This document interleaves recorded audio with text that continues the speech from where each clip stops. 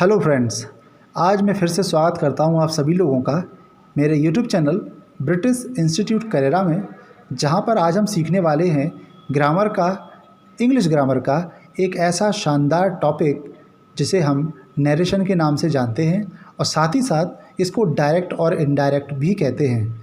ये ग्रामर के point of view से बहुत इम्पॉर्टेंट है और जो बच्चे बोर्ड एग्ज़ाम में बैठने वाले हैं उनके लिए भी ये बहुत ज़रूरी टॉपिक है।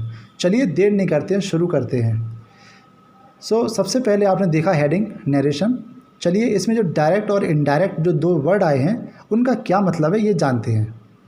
डायरेक्ट का मतलब क्या है कि इसमें वक्ता के शब्दों को ज्यों का त्यों लिखा जाता है, मतलब बोलने वाले ने जो लिखा, जो बोला वही का वही लिख दिया जाता है। और इनडायरेक्ट में क्या करते हैं, इसमें वक्ता के शब्दों को बदलकर अपने शब्दों में लिखा जाता है, यानी कि इसमें वक्ता ने जो कहा वो हम अपने हिसाब से लिखते हैं। आपके सामने एक एग्ज़ाम्पल है, आप देख सकते हैं ब्लू कलर में।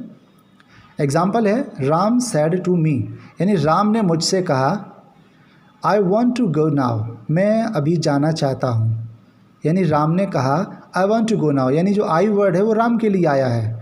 अब मैं बता दूँ कि ये जो सेंटेंस है ये डायरेक्ट सेंटेंस कहलाया जाएगा और इसके दो पार्ट आप देख रहे होंगे, एक है रिपोर्टिंग वर्ब और दूसरा है रिपोर्टेड स्पीच। रिपोर्टिंग वर्ब का मतलब होता है कि किस व्यक्ति ने किससे कहा और रिपोर्टेड स्पीच का मतलब होता है कि क्या कहा। तो ये तो हो गया हमारा डायरेक्ट। अब देखिए ब्लू लाइन में जो दूसरा सेंटेंस है वो इसका इनडायरेक्ट है। इसमें सेंटेंस में कुछ रूल्स फॉलो किए गए हैं जो हम आगे पढ़ेंगे। फ़िलहाल तो आप इसका इनडायरेक्ट स्पीच देखिए। तो Ram told me that he wanted to go then, he wanted to go then, इसमें गो मिस है, अभी आ जाएगा। He wanted to go then. तो देखिए इसमें सैड को टोल्ड, सैड टू को टोल्ड कर दिया गया, कॉमा इन्वर्टेड कॉमा की जगह दैट लगा दिया गया, आई को ही बना दिया, वांट को वांटेड कर दिया, नाउ को देन कर दिया। इट मीन्स यहाँ पर कुछ रूल्स फॉलो हुए हैं। आइए अब हम चलते हैं रूल्स की तरफ और जानते हैं कि ये आखिर क्या है नरेशन। सबसे पहले जनरल रूल्स देखते हैं जो वेरी बेसिक होते हैं। शुरुआत करें। नंबर 1 ये है रिपोर्टिंग वर्ब में आई हुई वर्ब में परिवर्तन। रिपोर्टिंग वर्ब में आई हुई वर्ब में परिवर्तन। देखिए जो आप देख सकते हैं राम सेड टू मी, ये रिपोर्टिंग वर्ब है। इसमें जो वर्ब आई है इसमें कैसे चेंज होना है हमको ये सीखना है और क्या क्या चेंज होना है ये भी जानना है। चलिए तो इसमें लिखा है रिपोर्टिंग वर्ब में आई हुई वर्ब में परिवर्तन। तो क्या है, सेज टू अगर आया है तो टेल्स करना है, से टू आया है तो टेल करना है, सैड टू की जगह टोल्ड करना है और विल से टू की जगह विल टेल और शैल से टू की जगह शैल टेल करना है। ये एक बेसिक सा चेंज है। आइए कैसे करना है ये देखते हैं। He says to me I am going to college, वह मुझसे कहता है कि मैं कॉलेज जा रहा हूँ। तो सेंटेंस क्या बनेगा, he tells me that he is going to college. इसमें कुछ रूल्स फॉलो हुए हैं लेकिन अभी हम क्या फोकस करेंगे, सेज टू को टेल्स में बदला है। आप देख सकते हैं रिपोर्टिंग वर्ब में सेज टू को टेल्स में बदल दिया गया है। चलिए अब चलते हैं कुछ अगले रूल्स पर। नंबर 2 पर लिखा हुआ है कि से, सेज, सैड, विल से तथा शैल से को अकेले होने पर नहीं बदलते हैं, मतलब इनके साथ टू लगा हो तो बदलना और टू नहीं लगा है तो नहीं बदलना। एग्जाम्पल देखिए, Ravi says I can not play chess. तो देखिए रवि सेज का रवि सेज हो गया, दैट लगाकर he can not play chess, ये कर दिया गया। तो यहाँ पर हमारा टारगेट क्या है, सेज, सेज को सेज लिखा गया है ना कि कुछ और। जो तीसरा रूल है वो ये है कि कॉमा तथा इन्वर्टेड कॉमा को हटाकर कंजंक्शन के रूप में दैट का प्रयोग करते हैं। मतलब जब रिपोर्टेड स्पीच की बात आती है ज्वाइन करने की तो पहले कॉमा लगाते हैं फिर इन्वर्टेड कॉमा लगाते हैं। तो ये कहा है कि इनको हटाना है और इन दोनों वाक्यों को जोड़ने के लिए कंजंक्शन दैट का प्रयोग करना है। उसका भी एग्जाम्पल है, ही सेड टू मी, उसने मुझसे कहा, आई शैल गो टू दिल्ली टुनाइट, कि मैं आज रात में दिल्ली जाऊंगा। तो सेंटेंस क्या बनेगा, he told me, said to का क्या हो गया, told, he told me that he would go to Delhi that night, he would go to Delhi that night. So dear friends, आपने कुछ रूल्स तो देख लिए होंगे। आई होप आपको अच्छा लग रहा होगा। अगर वीडियो अच्छा लग रहा है तो लाइक शेयर कमेंट ध्यान रखिए। चलिए आगे बढ़ते हैं हम लोग कि अभी हमने रिपोर्टिंग वर्ब के रूल सीखे हैं। अब आपके सामने लिखा है देयर आर 3 मेन चेंजेस, यानी 3 मुख्य चेंज और होते हैं जिनके बारे में भी जानना बहुत ज़रूरी है, तब जाके नरेशन हमारा कंप्लीट होगा। तो ये 3 मेजर चेंज कौन से हैं? Change in person, change in tense, change in other words. इन तीनों के बारे में चलिए सीखते हैं।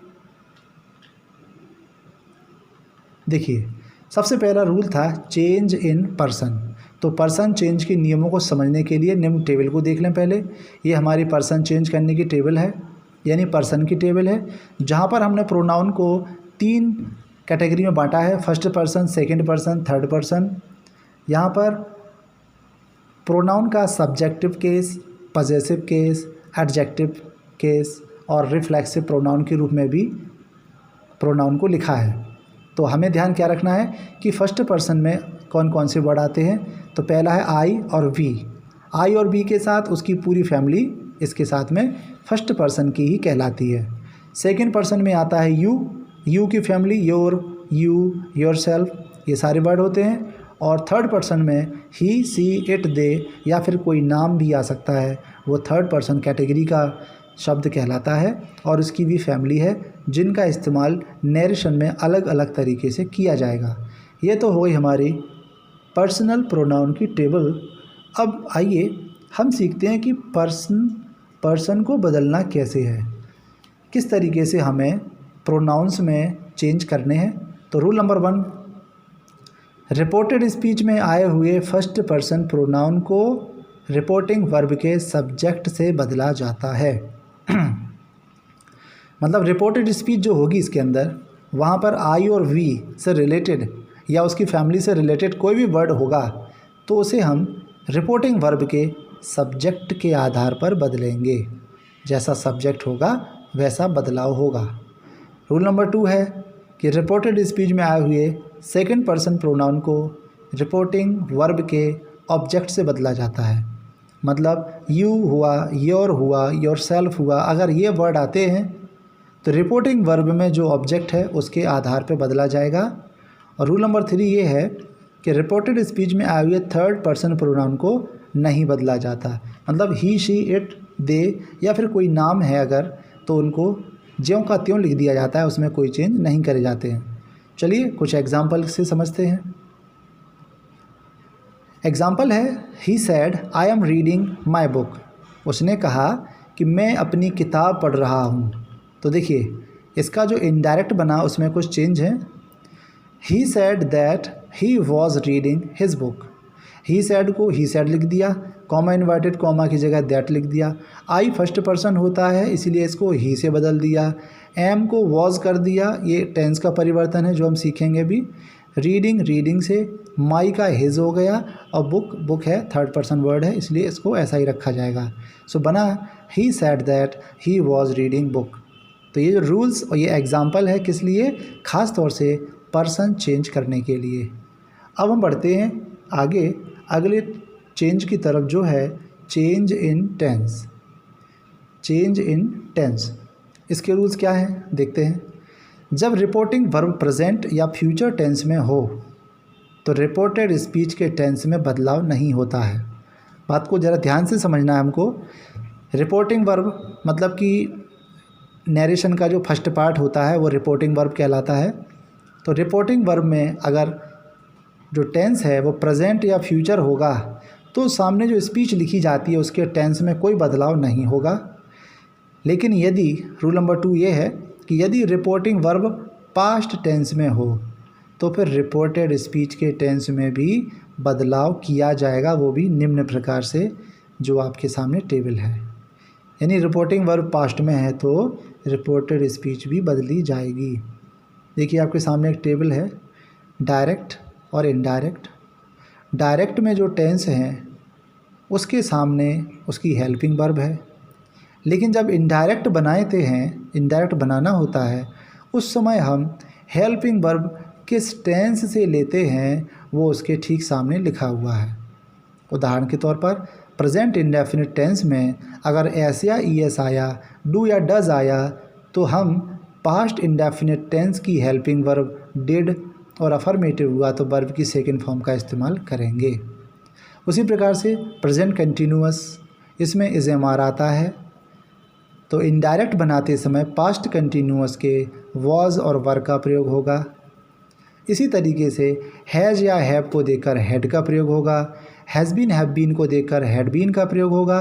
वर्ब की सेकंड फॉर्म या डिड यानी पास्ट इंडेफिनिट में अगर पहले से ही एक्टिव है तो वो पास्ट परफेक्ट के हैड से परिवर्तित होगा। और पास्ट कंटिन्यूअस जिसमें वॉज वर आता है, ये पास्ट परफेक्ट कंटिन्यूअस टेंस यानी हैड बीन से बदलेगा। यहाँ पर दो टेंस और हैं, पास्ट परफेक्ट टेंस और पास्ट परफेक्ट कंटिन्यूअस टेंस। इनकी हेल्पिंग वर्ब हैड और हैड बीन है, इनके टेंस में कोई चेंज नहीं होता, आप देख सकते हैं नो चेंज।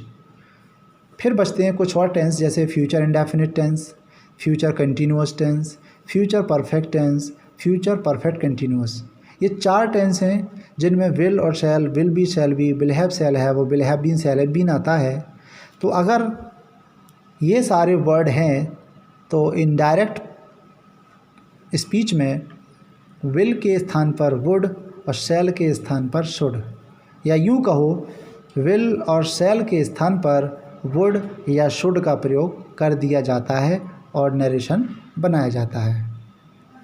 ये हमारा था चेंज इन टेंस और इसका एग्जाम्पल हमारे सामने है, आइए समझते हैं। My friend said to me, मेरे दोस्त ने मुझसे कहा, I am leaving for abroad today.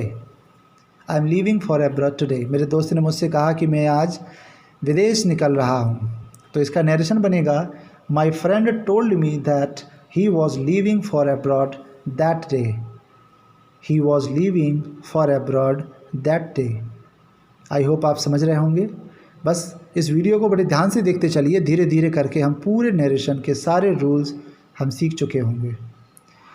एक नोट है, टेंस परिवर्तन में एक नोट आता है, एक ख़ास बात है, ज़रा उसको समझ लेते हैं। यदि रिपोर्टेड स्पीच में कोई ऐतिहासिक घटना, कोई सदा सत्य रहने वाली बात, कोई आदत या कोई कहावत है तो रिपोर्टिंग वर्ब पास्ट में होने के बावजूद भी रिपोर्टेड स्पीच का टेंस नहीं बदला जाता। इसका मतलब ये है कि जब रिपोर्टिंग वर्ब में कोई यूनिवर्सल ट्रुथ आ जाए तो रिपोर्टेड स्पीच का टेंस जो कि बदल दिया जाता है उसको नहीं बदला जाएगा अगर रिपोर्टिंग वर्ब में कोई यूनिवर्सल ट्रुथ हो। उसका भी एग्जांपल हमारे पास है, आइए इसको समझते हैं। माय फ्रेंड सेड, मेरे दोस्त ने कहा, honesty is the best policy. Honesty यानी ईमानदारी सबसे अच्छी नीति है। तो इसका बनेगा, my friend said that honesty is the best policy, यानी हमको कोई ज़्यादा चेंज नहीं करना है, बस सिर्फ कॉमा, इन्वर्टेड कॉमा की जगह पर दैट का प्रयोग करना है। चलिए आगे बढ़ते हैं। एक तीसरा रूल है चेंज इन अदर वर्ड्स। ये क्या होता है? देखिए, रिपोर्टिंग वर्ब में आए हुए निकटता दर्शाने वाले शब्दों को दूरी प्रकट करने वाले शब्दों में बदल दिया जाता है। यानी कि जब बात कही जाती है वो वक्त कुछ और होता है, जब हम अपने शब्दों में बात को लिखते हैं तो वक्त बदल चुका होता है, यानी कि समय की दूरी हो जाती है। उसी बात को ध्यान में रखते हुए हमें कुछ शब्दों को जो निकटता दर्शाते हैं उनको दूरी वाले शब्दों में बदलना पड़ता है। आइए वो शब्द देखते हैं। जैसे दिस आ गया तो दैट कर देंगे, दीज को दोज कर देंगे, हेयर को देयर कर देंगे, हैंड्स को दैंस कर देंगे, नाउ का मतलब देन, जस्ट को भी देन से बदलेंगे, अगो को कर देंगे बिफोर, टुडे को बदलेंगे दैट डे, टुनाइट को दैट नाइट, टुमारो को द नेक्स्ट डे, यस्टरडे को बदलेंगे the previous day, last night को बदलेंगे the previous night, the next day को बदलेंगे द फॉलोइंग डे और 10 को बदलेंगे सो से। ये सारे बदलाव करना है। आपने देखा डायरेक्ट, इनडायरेक्ट, डायरेक्ट और इनडायरेक्ट। यानी डायरेक्ट में जो वर्ड लिखे हैं उनके ठीक सामने वो वर्ड लिखा है जिसका इस्तेमाल हमें इनडायरेक्ट स्पीच में करना होता है। मैं आपको कुछ उदाहरण से समझा देता हूँ। देखिए एग्जाम्पल ये है, ही सैड टू मी, उसने मुझसे कहा, आई एम बिजी टुडे। तो सेंटेंस बनेगा, he told me that he was busy that day. He told me that he was busy that day. busy में y की जगह t लिख गया, बट इसको आप busy ही समझें। तो यहाँ तक हमने नरेशन बनाने के लगभग बेसिक सारे रूल सीख लिए हैं। अब हम ये कह सकते हैं कि हम सेंटेंस जो असर्टिव सेंटेंस होते हैं, जिनमें हाँ और ना जैसे सेंटेंस बनाए जाते हैं, वो हम सारे कर सकते हैं। तो इसमें लिखा भी है, above mentioned rules are used for assertive sentence. चलिए एक उदाहरण और है। The teacher said Brajesh is a good boy. Teacher ने कहा ब्रजेश एक अच्छा लड़का है। तो यहाँ कहा जाएगा the teacher said that Brajesh was a good boy. Brajesh was a good boy. तो यहाँ पर हमने असर्टिव सेंटेंस तक बहुत अच्छे तरीके से सीख लिया है। आई होप आपने इन्जॉय किया होगा। अगर आप लोग थक चुके हैं तो थोड़ा वेट कर लीजिए, फिर इस वीडियो को रिज्यूम करिए। चलिए आगे बढ़ते हैं हम अगले रूल की तरफ, जो है इंटेरोगेटिव सेंटेंस। इंटेरोगेटिव सेंटेंस को प्रश्नवाचक वाक्य कहते हैं। ऊपर के सारे रूल्स यहाँ अप्लाई होंगे, लेकिन कुछ रूल्स यहाँ से और बढ़ जाएंगे जो मैं आपके साथ शेयर कर रहा हूँ। पहला है कि रिपोर्टिंग वर्ब में आए हुए सैड या सैड टू के स्थान पर आस्क्ड या इंक्वायर्ड का प्रयोग करते हैं। अभी हम सैड टू को टोल्ड कर देते थे, लेकिन वो नहीं होगा। अब चूंकि प्रश्न वाली बात है तो आस्क्ड या फिर इंक्वायर्ड का प्रयोग करेंगे। दूसरा है, यदि रिपोर्टेड स्पीच हेल्पिंग वर्ब से प्रारंभ है तो कंजंक्शन के रूप में इफ़ या वेदर का प्रयोग किया जाता है। यानी कि जो स्पीच आएगी सिंगल इंटेरोगेटिव है, यानी हेल्पिंग वर्ब से शुरू है, तो वहाँ पर कंजंक्शन के रूप में दैट नहीं आएगा, इफ़ या वेदर में से कोई एक आप लगा सकते हैं। और रूल नंबर 3 है, यदि रिपोर्टेड स्पीच क्वेश्चन वर्ड से प्रारंभ है, यानी डबल इंटेरोगेटिव है, तो निश्चय है उस सेंटेंस में प्रश्नवाचक शब्द शुरू में आएगा, तो कंजंक्शन के रूप में वही क्वेश्चन वर्ड का प्रयोग किया जाएगा। जैसे व्हाट हुआ तो व्हाट कंजंक्शन बनेगा, वाई आ गया पहले तो वाई कंजंक्शन बनेगा। मतलब अगर डबल इंटेरोगेटिव है तो क्वेश्चन वर्ड से सेंटेंस शुरू होगा, वही क्वेश्चन वर्ड हमारा कंजंक्शन बनेगा। और चौथी बात ये है कि जो इंटेरोगेटिव सेंटेंस है, इसको अफर्मेटिव सेंटेंस में बदल दिया जाता है। रूल्स फॉलो करते हुए सेंटेंस अफर्मेटिव की तरफ चला जाता है। एग्जाम्पल हमारे सामने है, इसमें लिखा है ही सेड टू मी, उसने मुझसे कहा have you read this book. Have you read this book, तो सेंटेंस बनेगा he asked me if I have read that book. यहाँ हैव की जगह हैड होना चाहिए, क्योंकि रिपोर्टिंग वर्ब यहाँ पर पास्ट में है, तो हैव की जगह हैड यहाँ पर सही होगा। I had read that book, if I had read that book. अगला सेंटेंस है, my friend said to me. My friend said to me where do you go daily. Where do you go daily, यानी मेरे दोस्त ने मुझसे कहा कि तुम रोज़ कहाँ जाते हो। तो इसका आंसर बनेगा my friend asked me where I went daily. Where I went daily. तो देखा आपने दोनों सेंटेंस, दोनों एग्जाम्पल, एक है इंटेरोगेटिव और दूसरा है डबल इंटेरोगेटिव। पहले में कंजंक्शन इफ़ है और दूसरे में क्वेश्चन वर्ड है। अगला एग्जाम्पल और देखते हैं, रजनी सेड टू रीना। रजनी ने रीना से कहा why do you not play yesterday. तुमने कल क्यों नहीं खेला। तो सेंटेंस बनेगा Rajni said to Reena why she had not played the previous day. Why she had not played the previous day. तो यहाँ पर रिपोर्टिंग वर्ब में जहाँ सेड टू लिखा है वहाँ पर आस्क्ड होना चाहिए, तो बनता Rajni asked Reena why she had not played the previous day. यहाँ पर आप लोगों ने ऑलमोस्ट इंटेरोगेटिव के सारे रूल सीख लिए, आपने एग्जाम्पल भी देख लिए, और मुझे उम्मीद है कि आपको ये वीडियो अच्छा लग रहा होगा, आपके लिए हेल्पफुल रहेगा।